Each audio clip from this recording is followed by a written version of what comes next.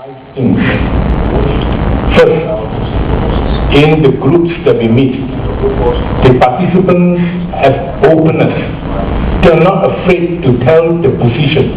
They were transparent because they want to learn from the experts as we go around to these various small groups discussion. I noticed from the discussion, it ranged from fresh graduates who are now employed in the industry and those who have now become high position in the companies. From the general discussion, I noticed that the universities must practice what is known as practical training for those potential environmental students taking the graduate course in environmental management. This is a positive step that in future that the potential environmentalists going into the industry must have practical experience in the business itself. That's the first point, openness to show where they are.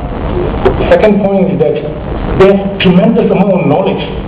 You talk to each one of them as we ask the names and where they are working.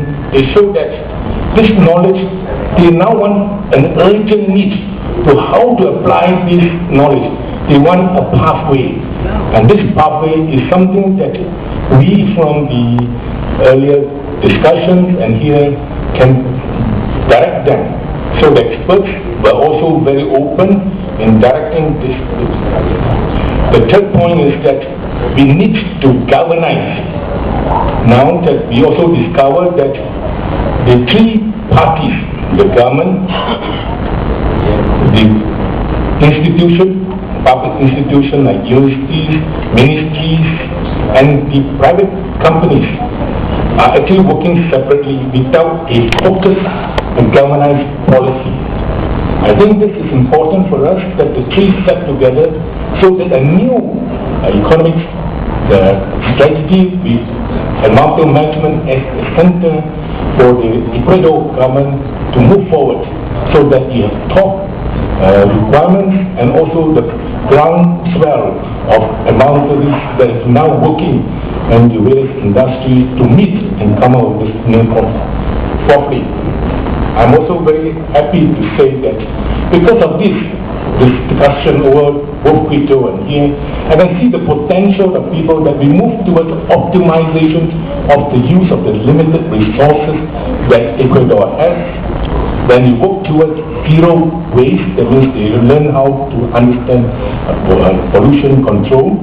And finally, they want to move towards a high-income society. I think this is very honorable for a country to aspire to be developed in the various fields without pollution. In the way they are now decoupling the infrastructure development to make it efficient, yet without producing much greenhouse gas. Finally, the fifth point I would like to say that Ecuador plans to go more than achieving the 3 P's of planet, people, and profit because they now want to look towards an integrated process. And to this, I'd like, Mr. Minister, to thank you and your people for this organization of the seminar that we can discuss together. Now perhaps we will move together to a better world. Thank you.